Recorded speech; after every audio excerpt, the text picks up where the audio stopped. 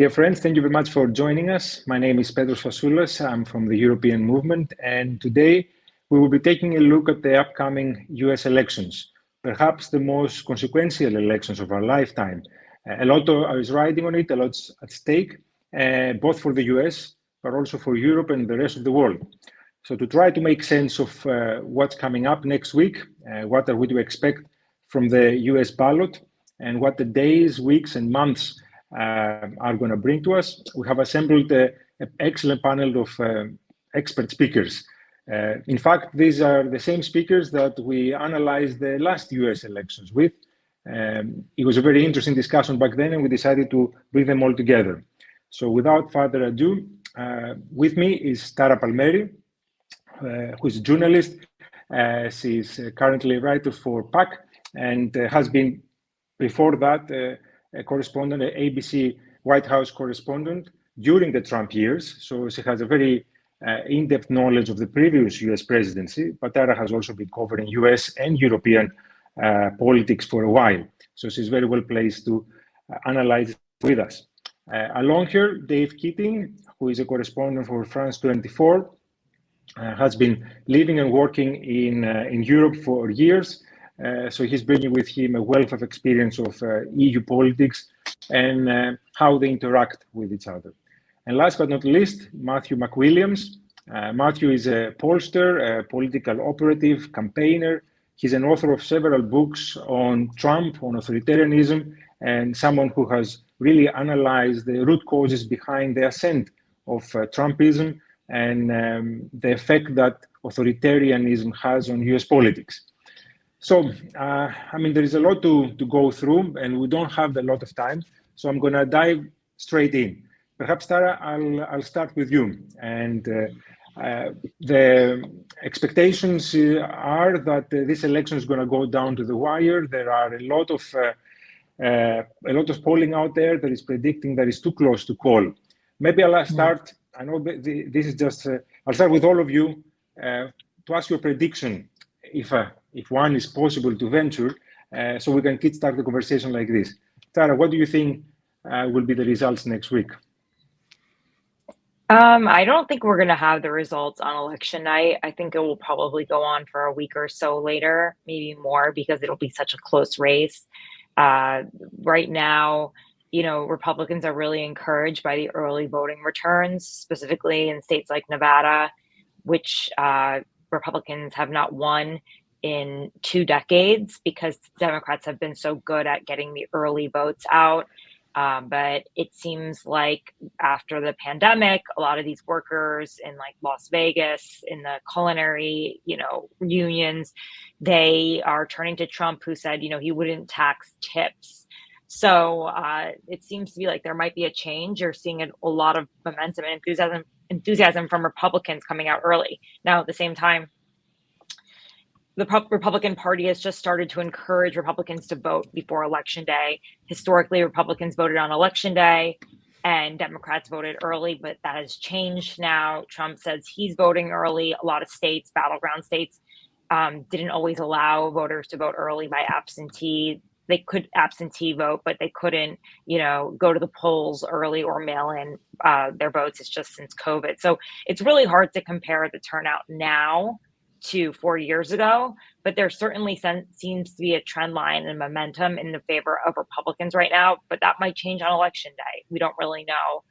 But like I said, Democrats typically vote early and they're being outperformed by Republicans in Georgia. They're about on par with Republicans in North Carolina, where Democrats historically have led.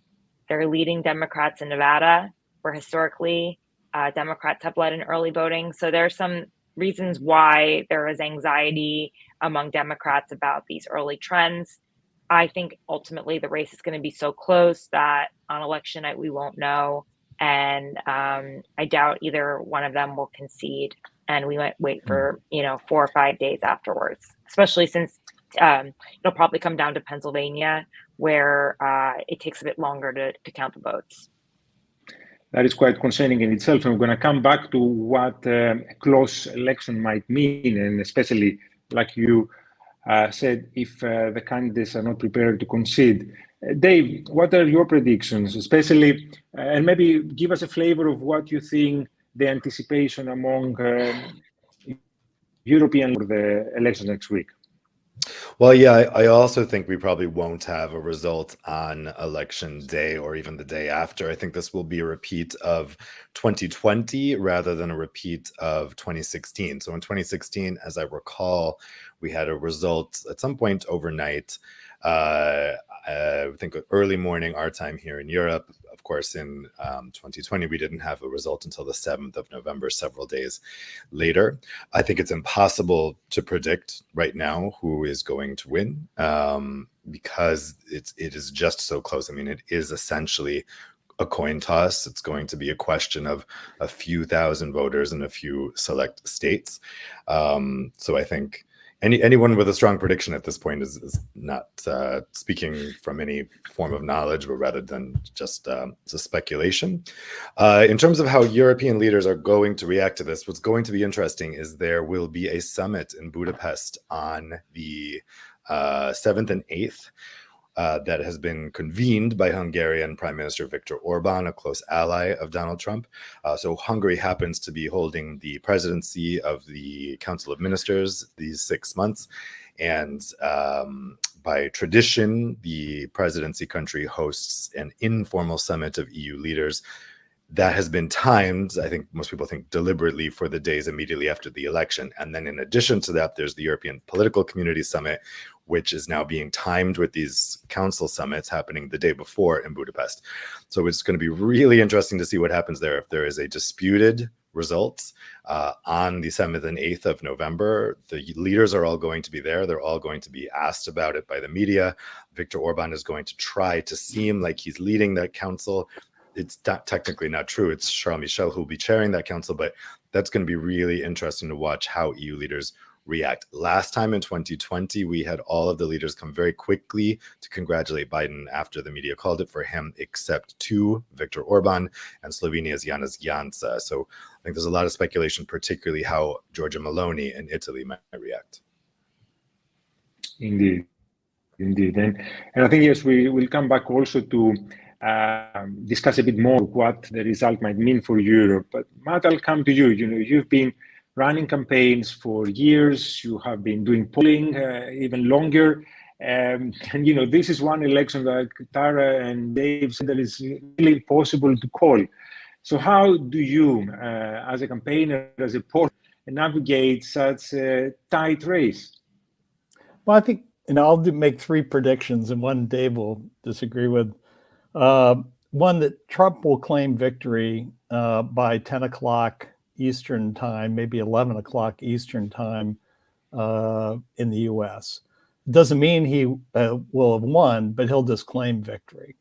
Number two, that, it's from today, 89 days to inauguration and about 70 days to certification of the election, that during that period, there will be the equivalent of a constitutional crisis in the United States. Trump is, unless it's a blowout, which is not happening, Trump will not concede, and there'll be a constitutional crisis. If Trump wins, there'll still be a constitutional crisis. It will start the day after he takes office. And that's because he's going to require, he's going to clear out the civil service. He's going to require the military to take an oath to do things they don't want to do. So in either case, we have the equivalence of a constitutional crisis in this country. And then three, I'm going to make a prediction Harris is going to win. It's going to be close, but she's going to win. And here's why. I think absolutely right. The polls are very, very close. It all depends on the model that the different pollsters are using, what numbers they come up with.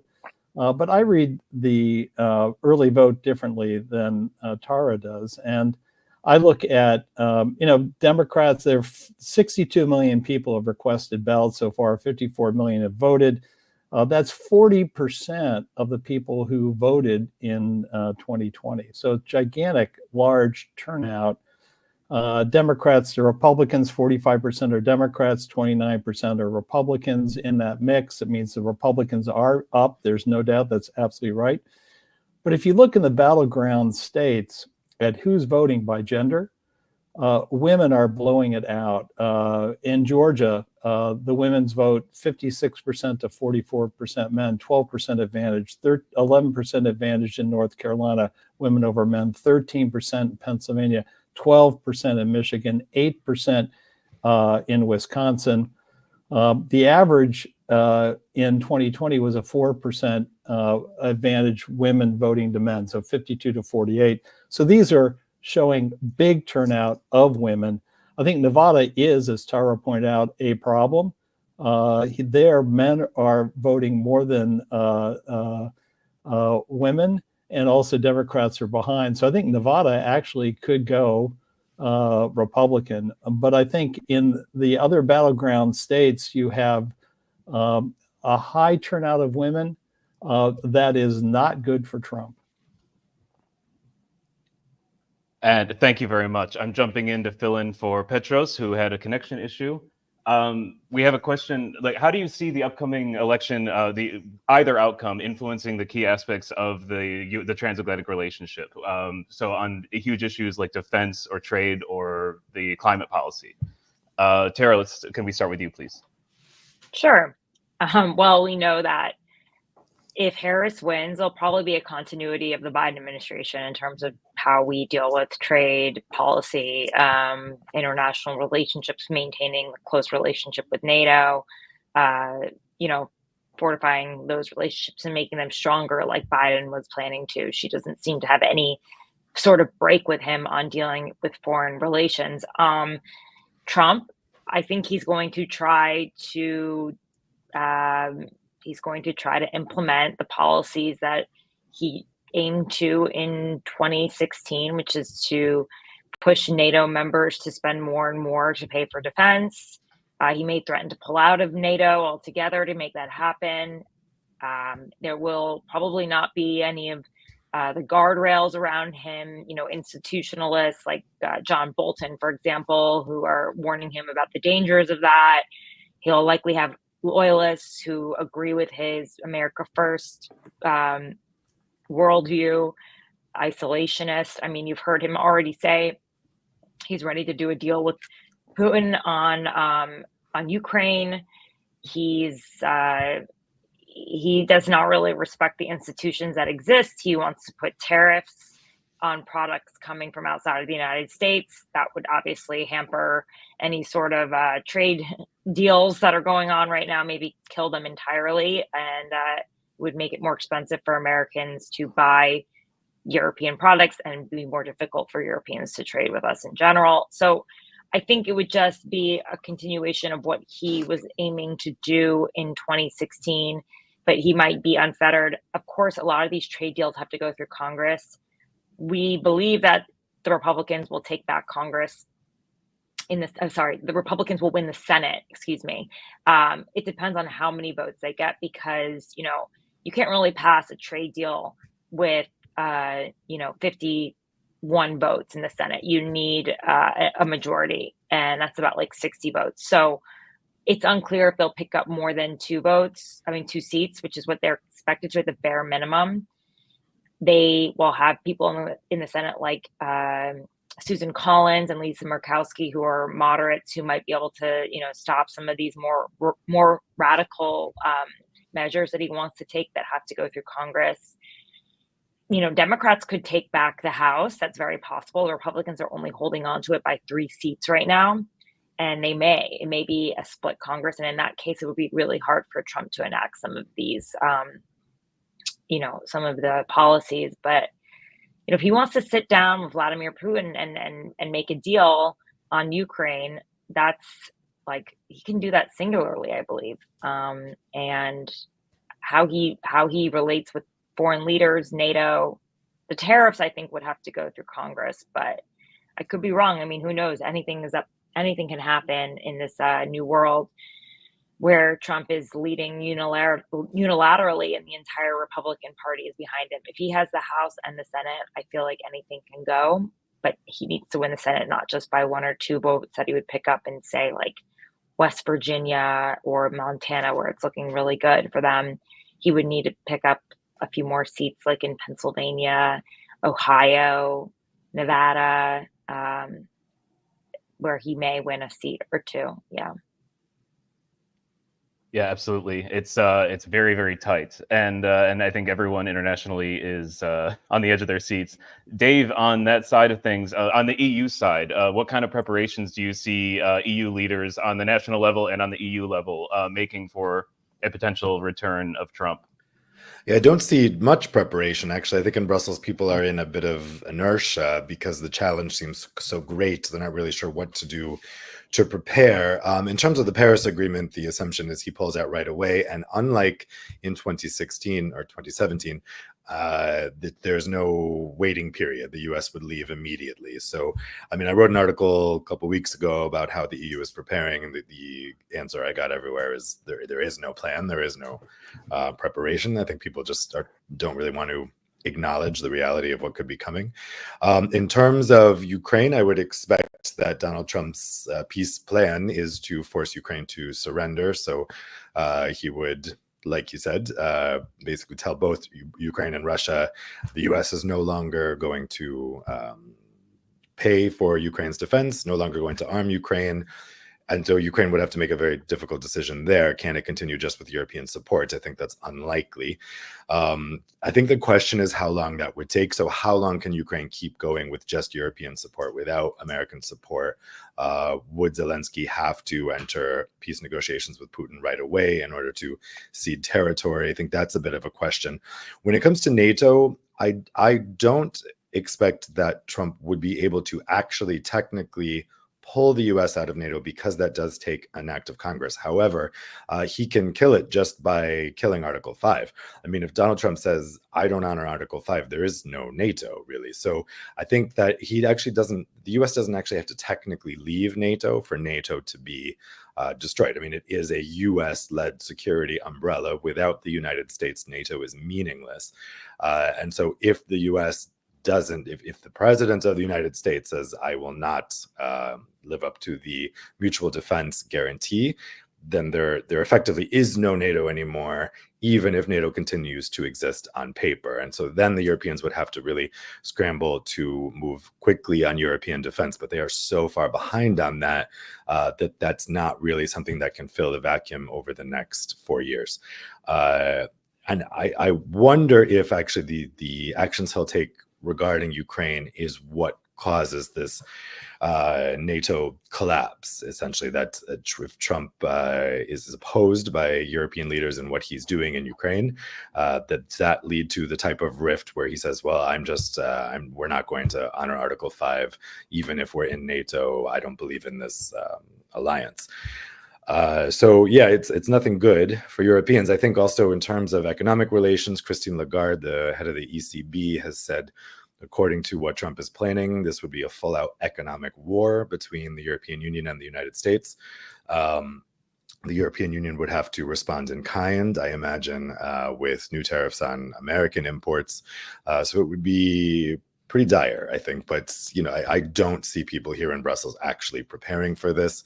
I think the attitude is, we'll cross that bridge when we come to it, if he does indeed take power. Thank you very much. Yeah, it's looking scary. And I was wondering, Matt, in terms of Americans are so focused, it seemed to be very focused on the economy and on migration. And I mean, for Trump supporters, it seems like those are the only two issues. How do you see these factors, like international relations in general, or the ongoing war in Gaza or in Ukraine, affecting American votes?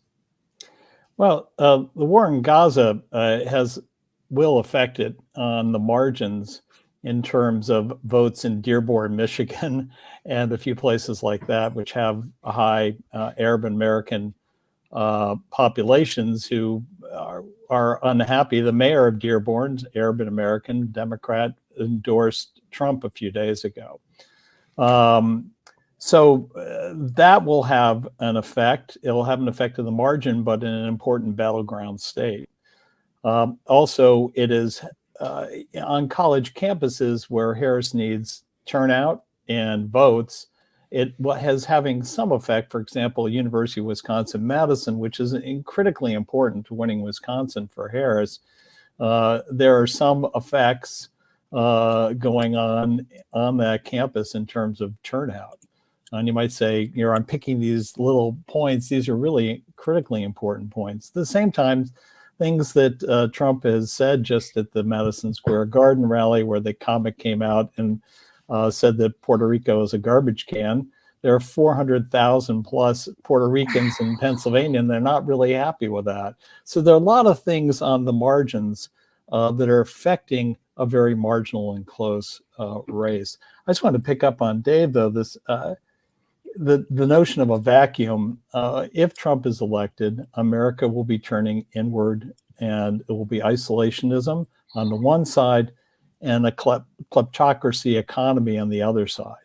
And what I mean by kleptocracy economy is that whereas Trump can unilaterally slap tariffs, as I understand the law, who's he going to slap tariffs on? Is it going to be John Deere? Will John Deere's equipment get tariffs? Or is he looking for something from John Deere and he avoids putting a tariff on John Deere equipment? So America turns inward. It will be isolationism. There'll be a vacuum in the world. He'll cut a deal with Putin on Ukraine, there's no doubt, and probably Moldova too. None of this is good. But also just be ready for a really rough ride from election to inauguration if Harris, which I think she will, prevails in the vote. It will be very dangerous time. Thank you. And Tara, I know you have to step out in just a minute. Picking up on that, do you have any final thoughts? Because I wanted to go into what we can expect. I think regardless of the outcome, but especially if Harris is determined the winner, what we can expect in terms of, political violence or even just claims against the election system being rigged. I mean, we're already seeing ballots being burned. Do you have any final thoughts on what kind of scenario could play out with a Harris win? And then you can take off. Sure. So I know from my own reporting that Trump has made it very clear that he thinks that he's going to win this election based on their private polling, which shows him up very marginally in the swing states like Pennsylvania, right, by like 1.5. All the polls show them all within the margin of error. In fact, some of the public polling shows Harris up by a point. But he basically thinks that the only way he can lose this election is if it's stolen from him. And so he's putting a lot of pressure on this election integrity unit that they built inside of the RNC, which is led by the former co-chair, Michael Whatley. And so he's already made it clear that that he wants to conduct election lawfare and that they are going to fight tooth and nail for every vote, and that he's ready to blame the people who are around him if he doesn't win this. So I don't expect he'll concede. I think he'll rile people up on whatever outlet or, he's on Twitter. I'm sure Elon Musk will be happy to promote his claims. Truth Social. Could it turn into organized chaos like January 6th where there's riots? Maybe. I mean, I don't see why not. We know his supporters are pretty fervent, and they feel like he is, that he won the election in 2020. He still refuses to concede that.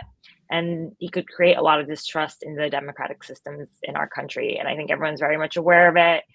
Even where I work right now at Puck, they've said, if you feel like you need security, let us know. That's a pretty intense thing to, feel like as a journalist, like we need security just to cover an election. That's a really not something I've ever had to deal with before. And, we live in the United States, so a democracy that's been around for a few hundred years. But these are the times we're in right now. And it's not surprising if past is prologue. So we'll see what happens. I hope that it is settled early. I think the longer it takes to count, the more time there is to foment conspiracy theories, to claim election machines are lying or making up votes, which is what, a lot of the election deniers that are working for Trump are already doing, sending off emails to various judges and counties. And they're being rejected. Many of their claims are being rejected at this point. But it will certainly sow a lot of confusion and chaos and distrust in the institutions and systems, and I hope that they can withstand that. And with that, I'm going to have to go, but best of, hopefully we'll have some answers sooner rather than later. And thanks so much for having Absolutely. me, guys. Thank you so much It's for an joining honor. us. Thank you. Thank you. Appreciate it. And then I'll pass it off to Dave. What do you think about this, about these potential violent outcomes, or these claims of voter fraud, like how these could play out? And I also want to, expanding on that too, for both of you, especially considering now the kind of supermajority on the Supreme Court, where 3 of them were appointed by Trump and the other 3 are supporters of Trump. And if this goes to the courts like it did in 2000, I mean, how that could play out. Dave, if you go ahead. Yeah, I agree with everything that Tara just said. I think we are probably likely to see violence on the scale, at least on the scale of what we saw in January 2021, possibly more. And that could get very serious. I mean, you could have a maximalist imagination of what that can lead to, which would be a full-blown civil war. I think that, but the point that Tara makes is that the more important thing is the lawfare that she was talking about. So I think for a lot of Europeans, when they think about the first coup attempt in 2020 and January 2021, they think about the insurrection, the January 6th Capitol riot.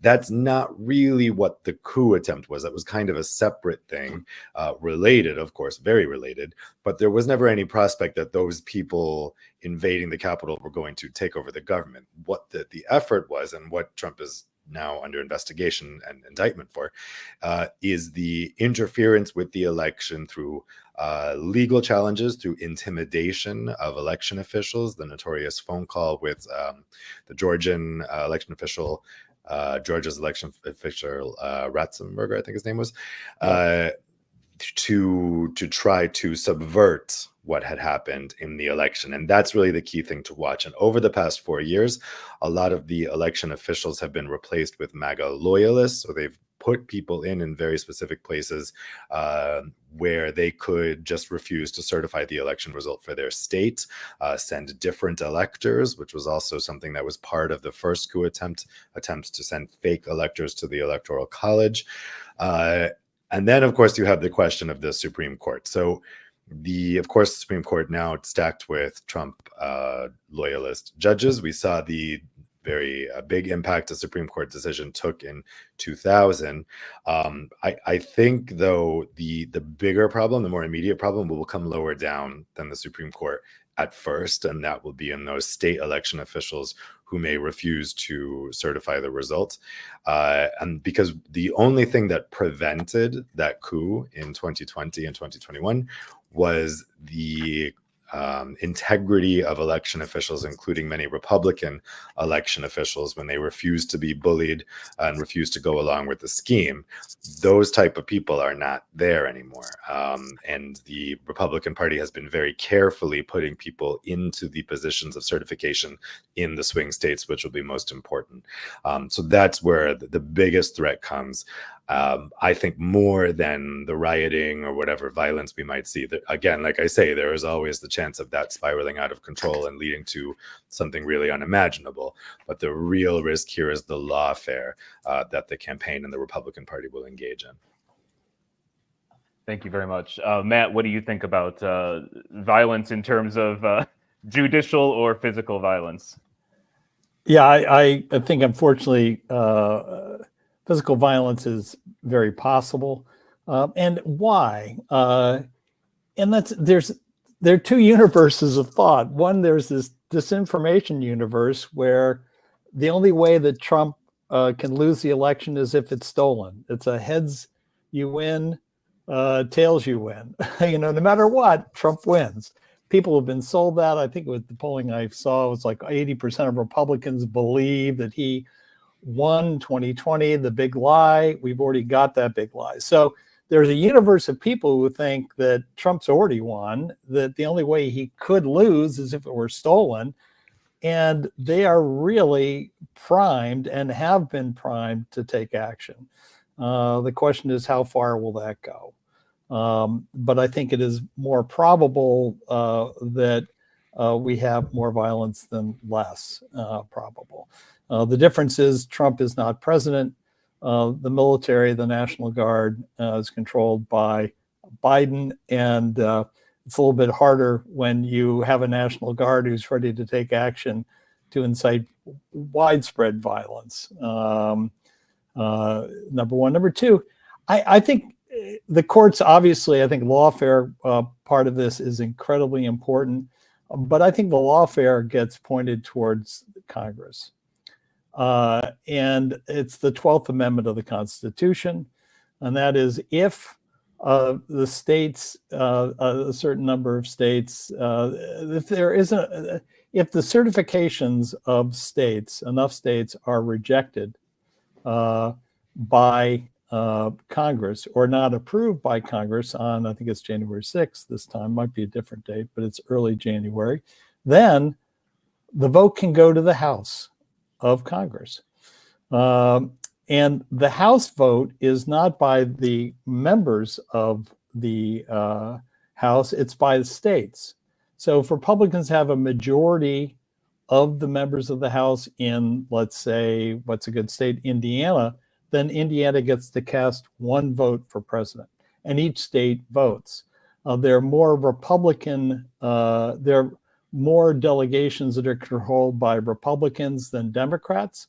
And so if it goes to a vote of the House through the 12th Amendment, Donald Trump will be elected president. And I think that is the game, to gum up the certifications of electoral college votes at the state level, well, local level, all the way up to the state level, make it so that there aren't enough certified ballots or votes, electoral college votes, for Kamala Harris to win if it's a Harris victory, which again, I think it will be, and send it to the House for a vote, which will vote for Donald Trump. That is constitutional crisis, because it is basically saying we don't care about the votes of the people at all. We in the House by state are going to decide who the president is. And, you know, something I think Dave knows about, but probably Europeans haven't heard about.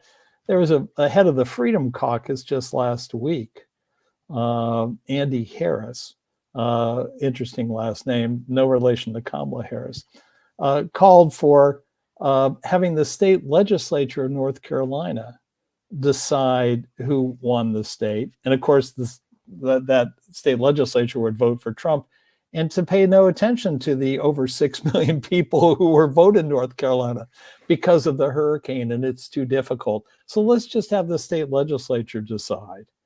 That was the head of the Freedom Caucus, member of the U.S. House of Representatives, basically saying, let's forget about the popular vote, just allow us to decide.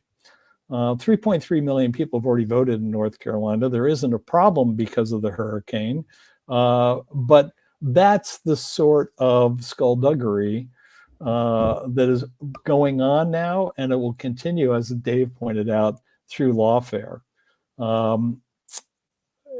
So I don't know if it gets to the court. The last time it got to the court, as Dave pointed out, in 2000, that was Bush v. Gore. And it was not a good outcome, even with a more favorable court. True. And yeah, as you're talking, I consistently scared and upset at how undemocratic our country actually can be sometimes. I have the 12th Amendment here. It's my little Constitution of the United States. So I keep it close to me because it's always, you forget things, but 12th Amendment's right there. Not a good thing. And now we're getting a lot on YouTube here. We have a lot of people telling us how Trump is gonna save the country and win all 50 states and so on. And we always love to hear from our fans.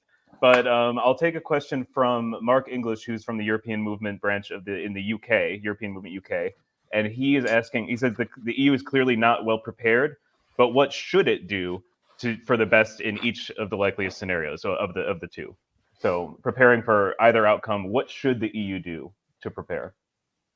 And I'll go to Dave first.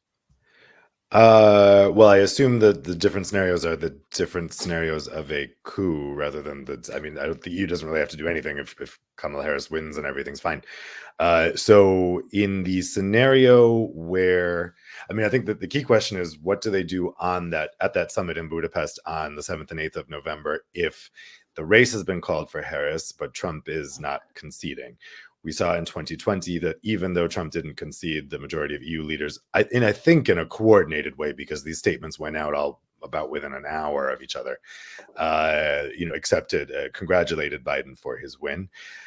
So I think that's what we would see, probably not from Orban. And again, like I say, Meloni is a big question. But the other scenario where perhaps it takes weeks, so let's say a 2000 like scenario where neither candidate is recognized as the winner by the media or by the count, that there's some kind of recount needed. What does the EU do in the meantime? I imagine in that scenario that the EU doesn't weigh in on this and just waits. What should they do? I don't think there isn't really much the EU can do. This is obviously the problem with the whole situation here, that the EU is entirely dependent on the United States, but obviously people can't vote. They have no power over who governs there. The fate of Europeans is decided by a couple thousand Americans in swing states. And I think that's why I've been seeing such inertia here in Brussels, because you can't really prepare the whole ship for moving towards some kind of big crisis if, well, you can prepare, but it's tempting to not to when there is a 50% chance that everything's going to stay the same. Obviously, what the EU should have done during Trump's first term is start preparing a more sovereign Europe that was not dependent on the United States, where this wouldn't be so jarring, probably also more economic sovereignty, but the EU didn't do that. There's very little they can do in just a couple weeks to insulate Europe from whatever might be coming in the US, particularly if there's a constitutional crisis or a civil war where the US would be completely looking inward, completely unable to live up to its treaty obligations and defending Europe. I don't really know what Europe can do then, because there is just not enough time to build the European sovereignty that would be needed in a matter of months in that case. Thank you. And following up on that, I mean, with the rightward shift that we've seen in Europe after the last elections and what we're expecting from the new commission, how do you see that changing maybe our relationship with a potential Trump presidency, or even with Harris too, if we have all these people on the right?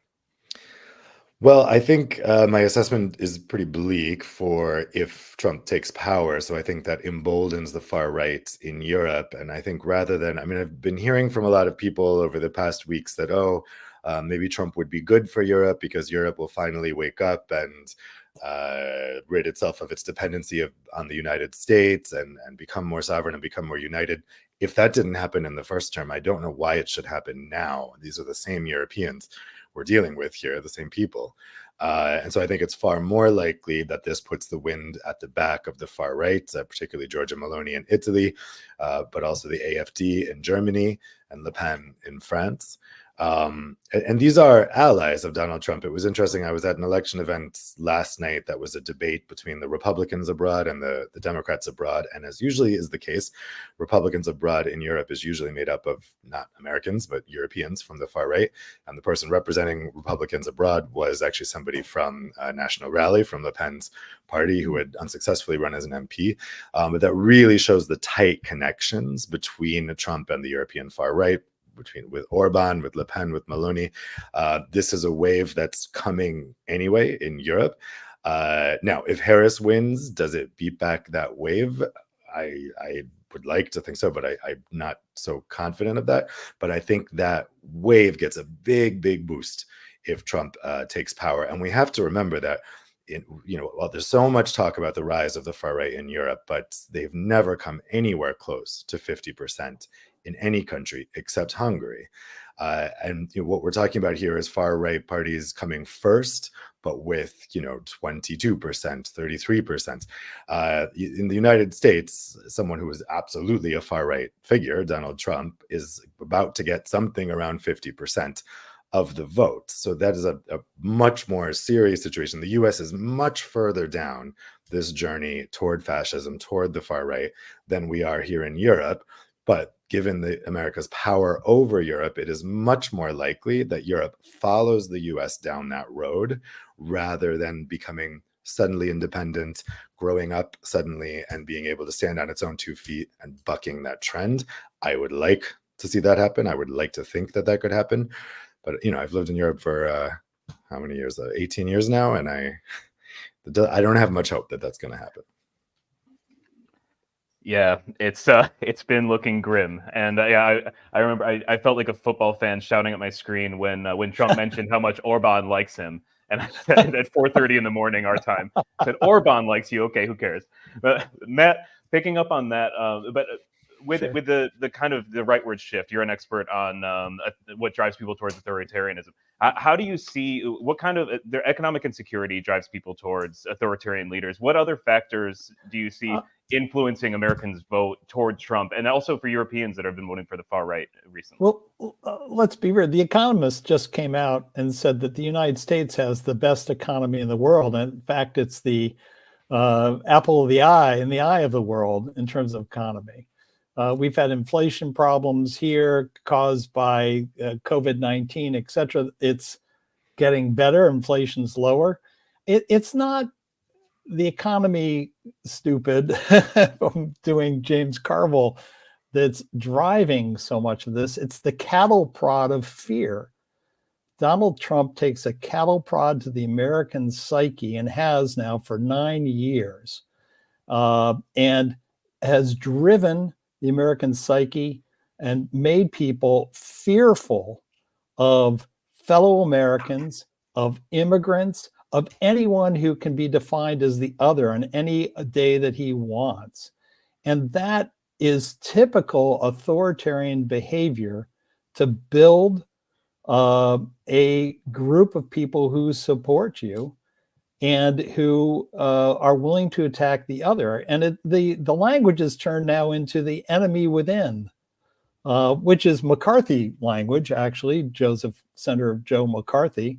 But anyone who disagrees, according to Trump, with him is the enemy within. So Nancy Pelosi is the enemy within. She should be put in jail. Adam Schiff is the enemy within. Tara, our journalist, she's the enemy within. They should be put in jail.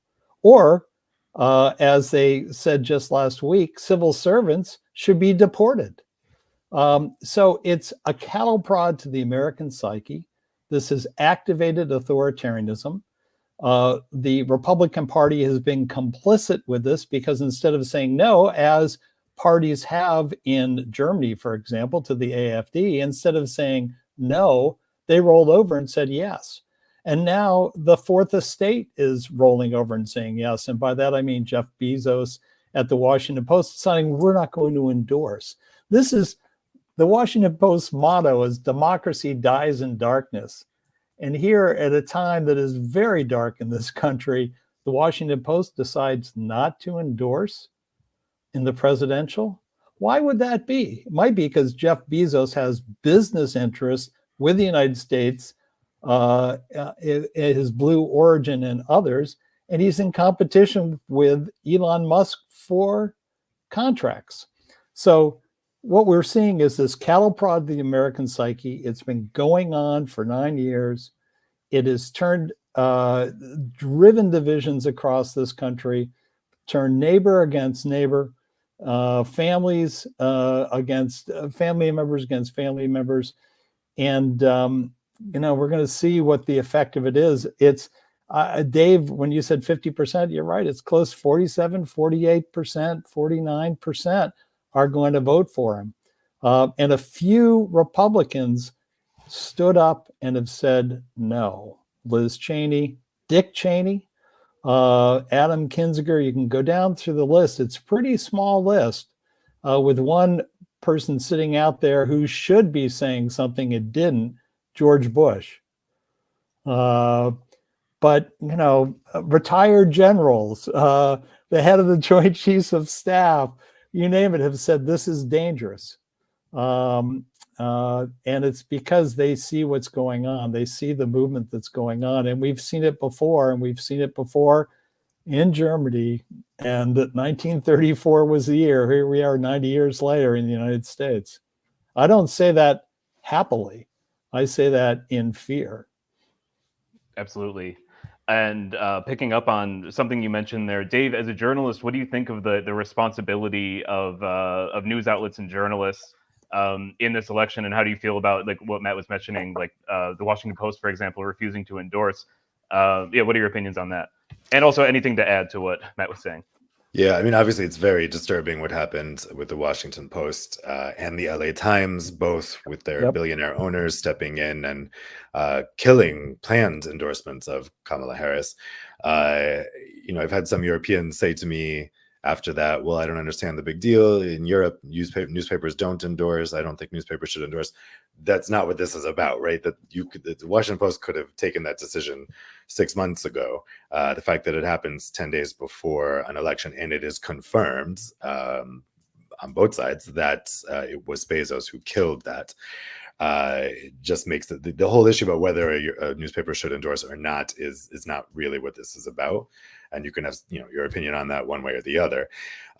So that's a very bad sign. I think why that startled people so much is it's pre-compliance. It's basically people are thinking, well, this is what's going to happen if he takes power, that newspapers are going to start holding back. Journalists might start holding back for fear of retaliation and retribution. And again, during the first term, there were guardrails around Donald Trump, the adults in the room, as they were so often called back then, who prevented this type of thing. And they won't be there this time. He will surround himself with the most radical people who are eager to take vengeance on Trump's existing enemies and, of course, new enemies. And for people abroad, that's also quite serious because, that is a grievance type of governing that will certainly extend to European countries. So the campaign has not made any secret that they intend to exact retribution against the British government for the Labour government's perceived helping of Democrats in the campaign. The reality is both parties in the UK have done that with both Republicans and Democrats for decades. But that's what they're using as a way to go after the UK. They're also angry with the German government because of that tweet that the Foreign Office put out when Trump criticized Germany's energy policy, and the Foreign Office rebutted what he said, which was not true, and then also said something about not eating cats and dogs. So those are the two European countries in the crosshairs for now. Who knows who will be next? But I think the sad reality is we've seen this in the past, even a century ago, as was just alluded to, that powerful interests will start to come in line. And I also think European countries will start to come in line. We saw that last time. And I think even with the situation being so much more dire, the fact is the president of the United States is the most powerful person in the world, and the United States is the most powerful country in the world, and is the military protector of Europe. And so countries are going to have to try to make nice with him out of fear of retribution. Yes, absolutely. And now I want to move a little. Now, we were talking before about polarization and about the anger and what's driving people. We have a question online. Somebody asked it 3 times. It's somebody from Warsaw. I'm not sure if this question is in good faith, but I think it would be interesting for you both to address it anyway. The question is, what would you say are the 3 things that Democrats do to cause so much anger? And then she specifies kitchen table issues like college, healthcare, support for small businesses. I'm not a panelist, so I'll withhold my opinion. But what are the things that you think Democrats do that cause so much anger? And now, again, let's just pretend it's in good faith. I wonder what. I think it'd be interesting to address it. I'm not sure I understand the question. I would say, yeah. What is making people so violently angry against Harris and her team? Like, what is it?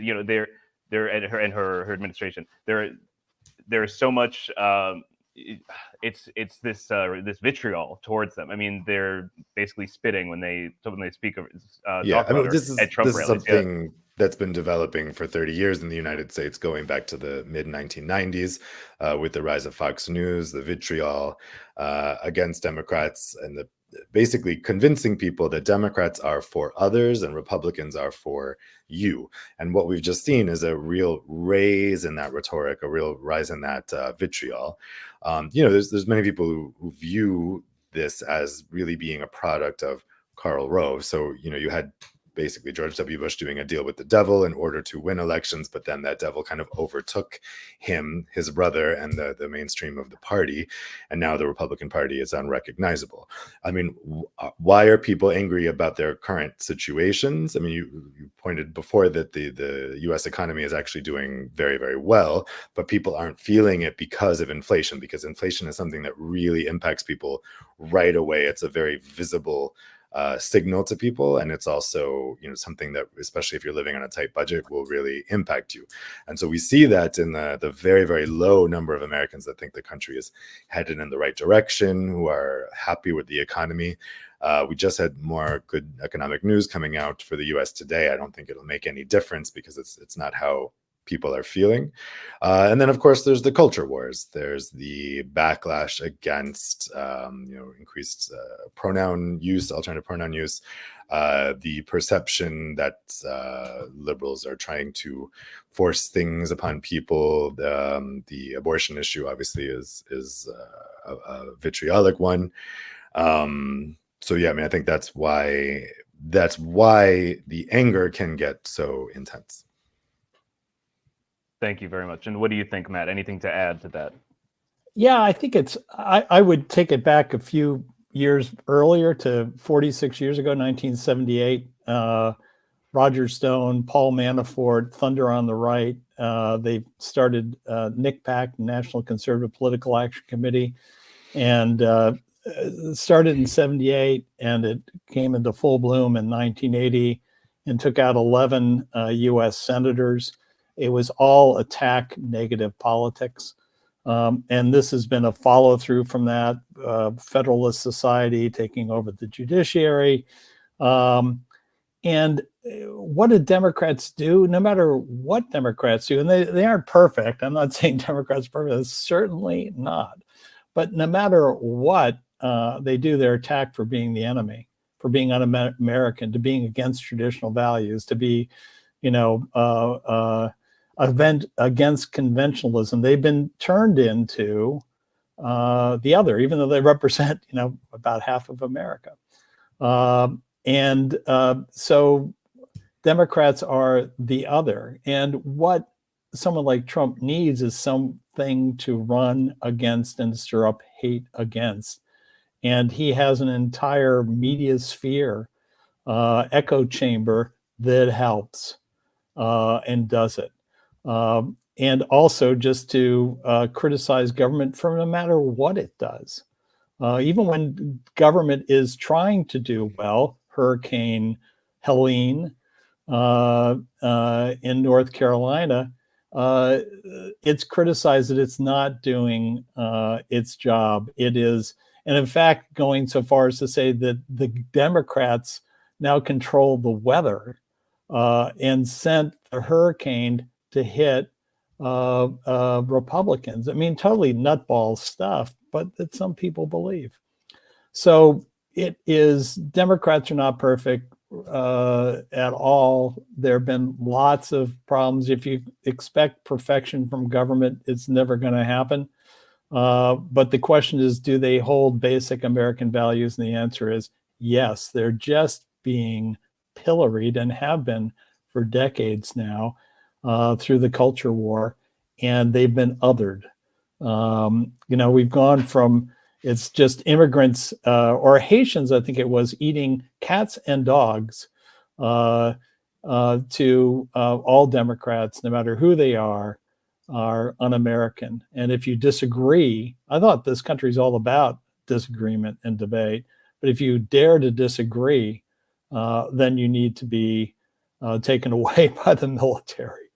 It's quite remarkable how far the debate has devolved and how dangerous it is at this moment. You're on mute, Alex. Indeed, thank you. Muted. Speaking of that, that question was in good faith. The viewer wanted to say, so it was an interesting discussion nonetheless. One last question from a viewer that is just to close things out. So a brief answer, because I think that's Sure. that's in the spirit of the question as well.